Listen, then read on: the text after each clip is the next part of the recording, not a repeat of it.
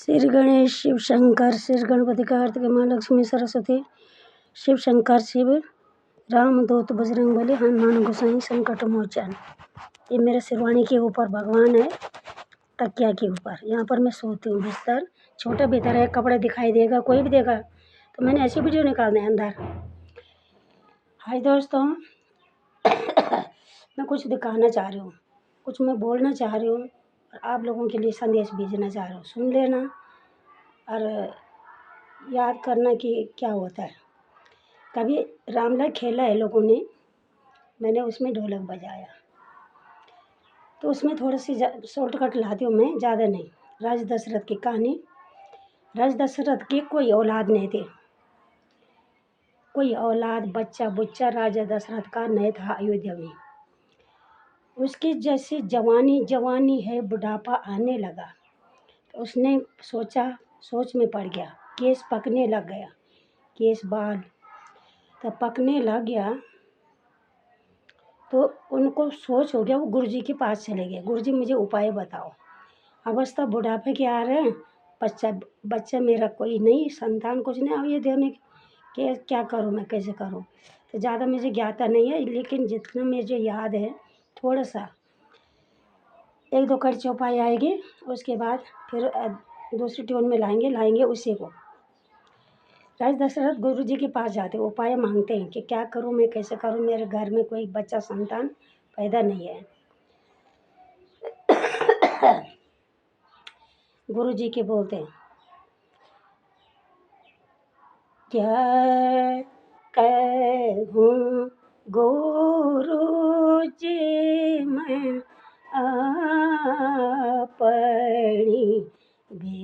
बेटा, क्या कहूँ मैं आई, क्या कहूँ मैं अपनी बेटाई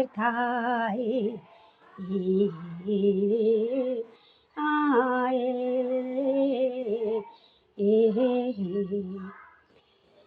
जवानी मेरी बस्ता ने लगी, जो जवानी तीर डल के जाने लगा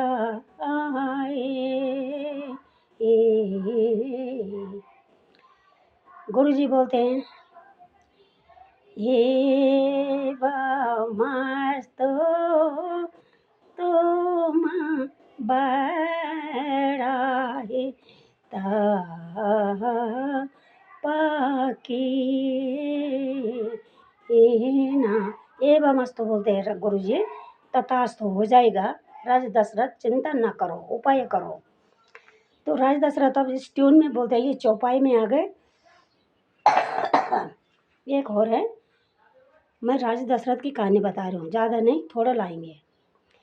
क्या कहूँ ये गुरु, ये क्या कहूँ ये गुरु जी मैं अपनी बेटा, क्या कहूँ ये गुरु जी मैं अपनी बेटा, मुझे औलाद का गम सताता रहा, मुझे औलाद का गम सताता रहा, जो जवानी थी ढल के जाने लगी, जो जवानी थी ढल के जाने लगी, अब अवस्था बुढ़ापे की आने लगी, अब अवस्था बुढ़ापे की आने लगी, क्या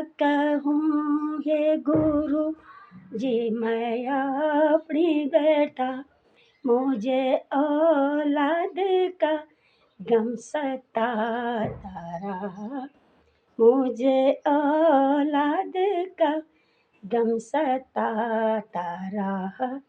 जो जवानी थी ढल ढल के जाने लगी, अब अवस्था बुढ़ापे की आने लगी।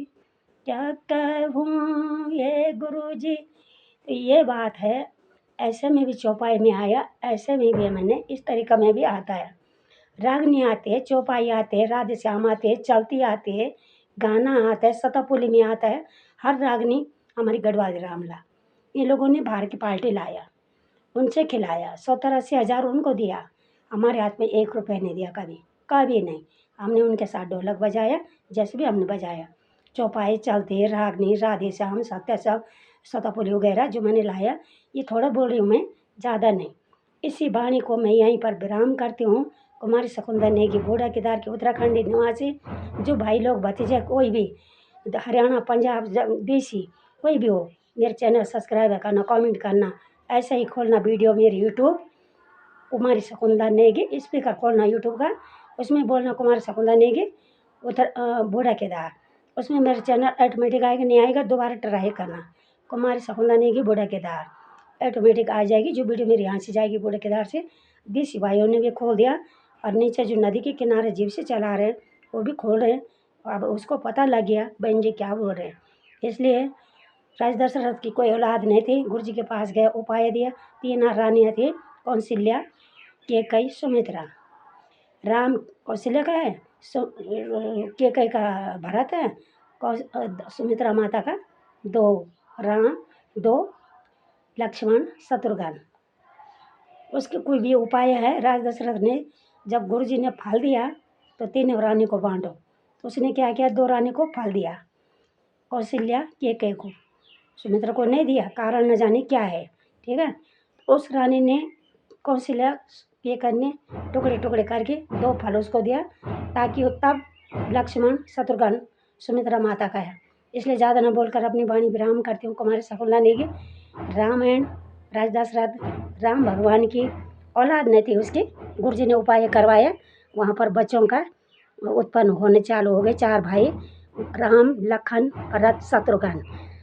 अयोध्या निवासी, 4 धाम, 4 कोट लग गया घाम। जय हिंद, जय भारत, धन्यवाद।